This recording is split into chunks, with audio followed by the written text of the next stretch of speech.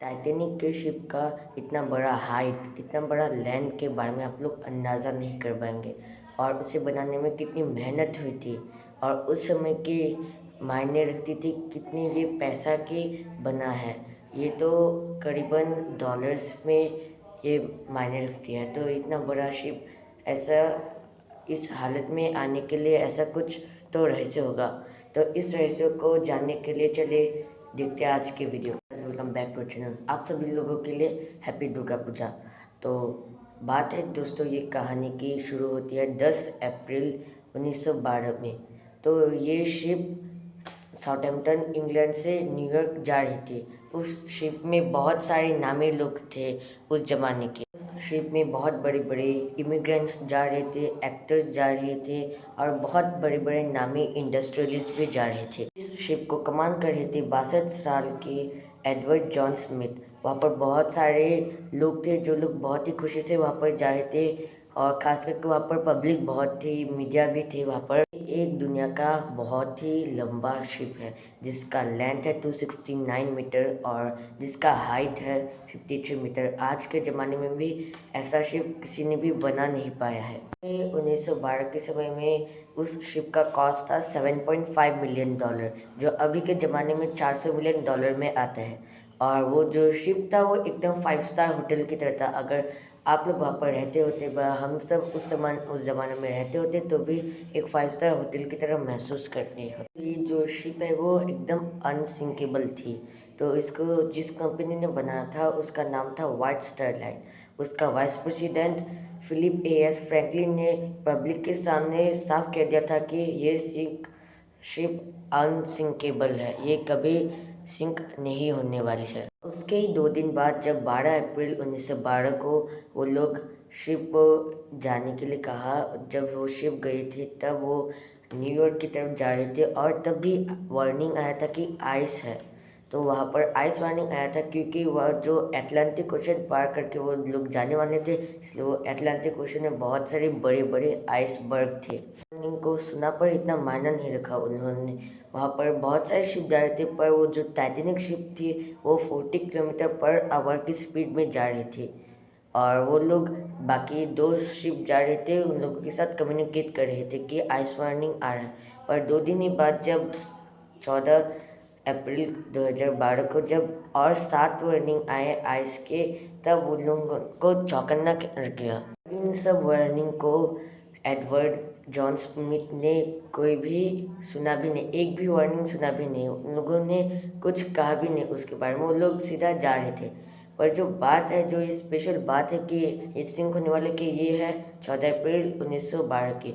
जब रात होता था, रात के वक्त वो लोग जब जा रहे थे तब वो उस समय में चाँद भी नहीं निकल रहा था क्योंकि उस समय वो अमावस हो रही थी और कुछ दिखाई भी नहीं दे रहा था अच्छे से। मैं अमावस हो रही थी तो इसीलिए कोई मूनलाइट भी नहीं थी। तो वहाँ पर शिप के जो आगे वाले हिस्से में होता है एक क्राउ नेस्ट बोल के, वहाँ पर वो पूरा लंबा की तरह होता है, पूरा वो लंबा एकदम एकदम लाठी जैसा होता है, वो लाठी की तरह एकदम बहुत लंबा होता है, आगे रहता है। तो वहाँ पर एक बैठने के लिए जगह रहता है एकदम ऊपर में, उनको कहते हैं क्राउज नेस्ट। तो वहाँ से एक लोग वहाँ पर हमेशा बैठता है, कभी कभी 2 भी बैठते हैं। तो वहाँ से वो जो लोग बैठता है वो लोग देखते हैं कि क्या कुछ ऑब्स्ट्रकल है या कुछ मुसीबत आ रही है। तो वो लोग वहाँ पर बहुत ठंडे से रहना पड़ता है वहाँ पर, क्योंकि बहुत तेज़ हवा चलती है और वो बहुत ठंडी की सामना करना पड़ता है। वहाँ पर जो क्राउज नेस्ट में जो 2 लोग बैठते हैं उन लोगों का भी बहुत मुश्किल होता है क्योंकि उन लोगों के आंसू निकल जाते हैं इतनी और तूफ़ानी हवा से। तो करीबन 11:39 को रात के तब एक वहाँ पर एक क्राउज नेस्ट में बैठने वाले एक फ्रेडरिक फ्लैट नाम के एक आदमी ने बताया कि यहाँ पर कोई बड़ा आइसबर्ग है। इसलिए वो फ्रेडरिक फ्लैट ने बहुत ही जल्दी करके वहाँ पर जो क्राउज नेस्ट में एक घंटी होता है उसको जल्दी 3 बार रिंग किया। उसके बाद उसने फ़ोन किया।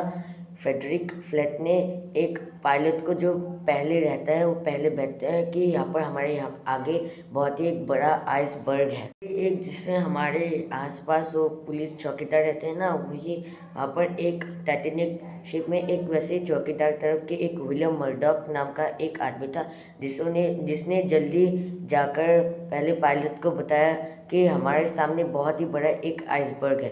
पर तब तक के लिए बहुत लेट हो चुका था। तब तक जब 1 मिनट बाद 11:40 हुआ, तब उन्होंने वो टाइटैनिक शिप एकदम आइसबर्ग से टकरा गई। ये जो आइसबर्ग था वो भी बहुत छोटा नहीं था, वो करीबन 200 से 460 तक बड़ा लैंड में था। आप लोग समझ लीजिए कि एक बड़ा फुटबॉल फील्ड की तरह था। तकरीबन 10 सेकंड तक ये जो शिप था वो टाइटैनिक वो चट्टान के साथ, वो आइसबर्ग के साथ टकराता गया। वो भी खास करके बो में।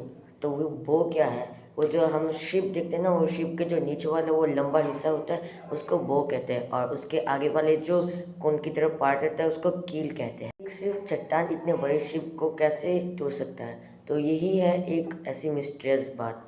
तो उसी टकराने के बाद वो एडवर्ड जॉन स्मिथ और थॉमस एंड्रयू ने खबर दी, पर उन्होंने फिर जाके उन दोनों ने जाके देखा कि कितनी जगह ये टूट सकती है शिप। पर उन लोगों ने जब देखा कि बहुत जगह ये शिप टूट गई है, तब उन्होंने रियलाइज़ किया कि ये शिप अभी सिंक हो सकती है। पर उन्होंने सोचा कि ये शिप तो एक अनसिंकेबल शिप थी। शिप थी, इसकी एक बहुत ही बड़ी सेफ्टी फीचर थी, उसका नाम था डबल बॉटम होल, जो शिप के नीचे वो पार्ट में रहती थी।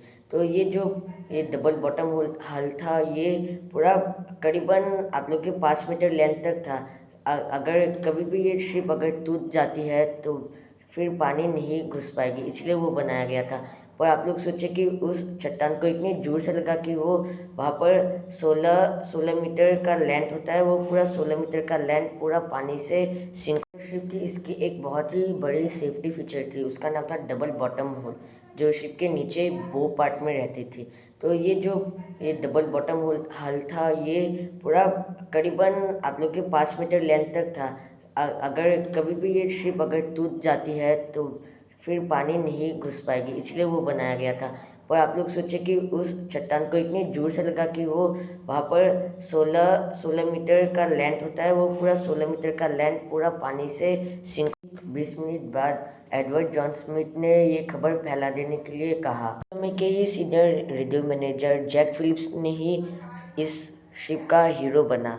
फिलिप्स ने बहुत ही देर तक अपनी टीम के साथ ये रेडियो से वो न्यूज़ पहुंचाने के लिए कोशिश की, और उसी के बाद 20 मिनट बाद एक RMS कार्पेटिना नाम का एक शिप मौजूद होता है टाइटैनिक शिप के पास। सोचा था कि इस RMS कार्पेटिना को पहुंचा देंगे और वहाँ के लोगों को ले आएंगे, पर मुश्किल की बात थी कि वो जो टाइटैनिक का वो जो शिप था वो 160 किलोमीटर बहुत दूर में थी, और अगर वो लोग टॉप स्पीड में भी जाते तो फिर 3.5 घंटा लगा होता।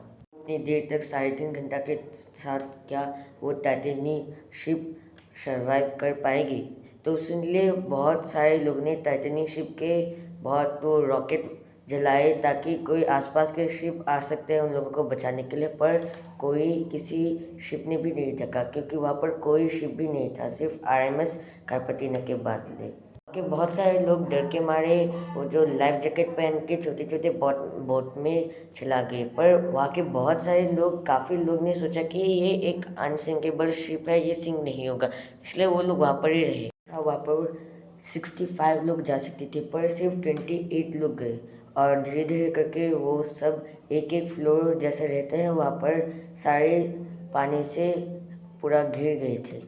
करीबन 1 बजे के समय में वो शिप के बो होता है, जो आगे वाले हिस्से में बो है, वो बो के पार्ट पूरा एकदम ढल गए थे, जैसे एक स्लैंटिंग रो की तरह हो गया था, और वहाँ के आगे के बहुत लोग मर भी चुके थे, सिर्फ ऊपर के जो लोग थे वो लोग सर्वाइव कर रहे थे। और करीबन 2 बजे के वक्त रात के 1500 लोग वहाँ पर मर गए थे, वो क्योंकि वो लोग सोचे थे कि वो अनसिंकेबल है, पर वो ऐसे सिंक होगी उन लोगों को अंदाज़ा भी नहीं था। करीबन 3:30 बजे के वक्त वो RMS कार्पेटिना का शिप आता है, पर वहाँ के बहुत सारे लोग जो थे एकदम पानी में फैल गए थे, वो लोग वहाँ पर ही रहते थे, पर वो लोग सर्वाइव नहीं कर पा रहे थे क्योंकि वहाँ के पानी का टेम्परेचर -2 डिग्री सेल्सियस में चल रहा था। और वहाँ के जो बाकी लोग थे वो लोग को RMS कार्पेटिना के शिप में बैठा के उन लोगों को ले गया, और जो बाकी लोग थे वो लोग वहाँ पर ही मर गए थे, वो पानी के ठंडाई की वजह से।